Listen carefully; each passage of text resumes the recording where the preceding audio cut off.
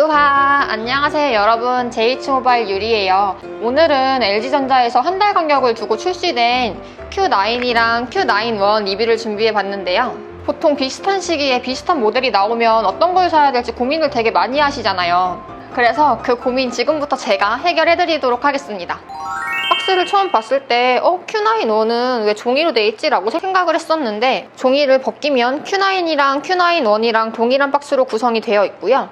구성품도 모두 동일하게 들어가 있습니다. 이제 외형을 살펴보도록 할 건데, 외형은 사실상 Q9이랑 Q9-1이랑 크게 다를 바가 없어요. Q9이랑 Q9-1 둘 다 화면 크기는 6.1인치에 보급형치고 꽤 좋은 QHD 플러스 해상도가 탑재가 되어 있어요. 그리고 무게랑 두께까지도 158g에 7.9mm로 동일합니다. 근데 여기서 조금 아쉬운 점이 있다면, Q9은 딱 봤을 때 밝기를 최대치로 올리면 눈이 약간 아프고 부담스러운 느낌이 있는데, Q9-1은 밝기를 최대치로 올려도 약간 편안한 그런 색감을 주는 것 같아요. 색상은 Q9 같은 경우엔 레드, 블루, 블랙 세 가지로 출시가 되었고요.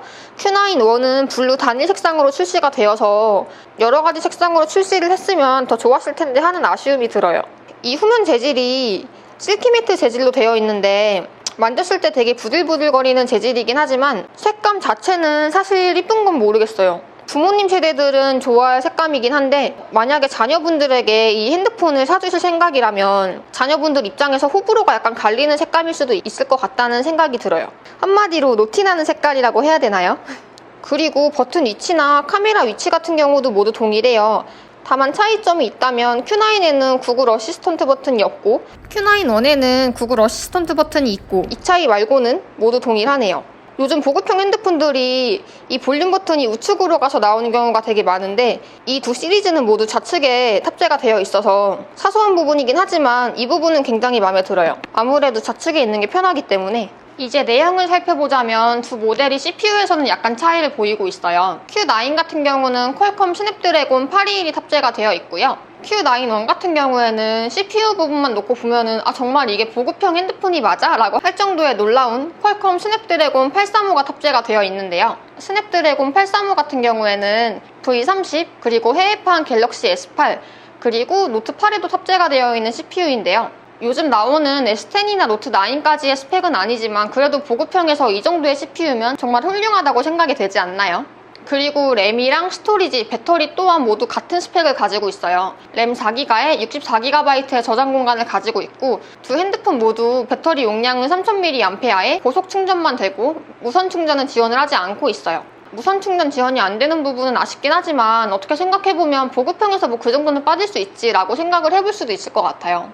이제 카메라 스펙을 살펴보자면, 두 핸드폰 모두 전면 카메라는 800만화소를 지원을 하고 있고요. 그리고 후면 카메라는 1600만화소의 싱글 카메라로 구성이 되어 있어요. 요즘 아무리 보급형 스마트폰이라고 할지라도 기본적으로 듀얼 카메라는 보통적으로 탑재가 되어 있는데요. 이 두 모델은 저가 라인이 아닌 중급 모델인데도 불구하고 싱글 카메라로 되어 있는 건 정말 아쉬운 부분 중에 하나인 것 같아요.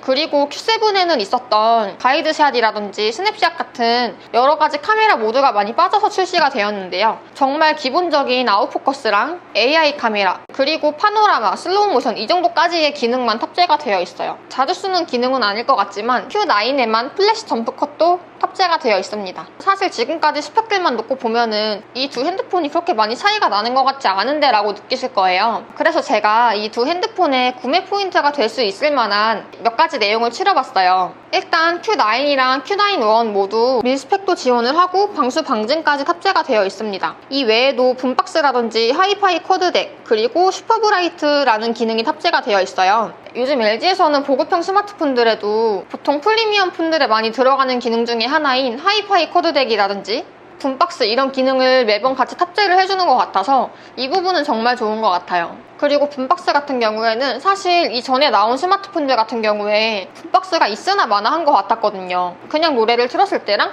이런 바닥에 놓고 노래를 틀었을 때랑 별 차이가 느껴지지 않았는데, 이번에 나온 Q9이랑 Q9-1 같은 경우에는 그 차이가 엄청나게 큰 차이는 아니지만 느껴질 정도의 차이라서 이제서야 붐박스가 제대로 기능을 하는구나 라는 생각이 들었어요.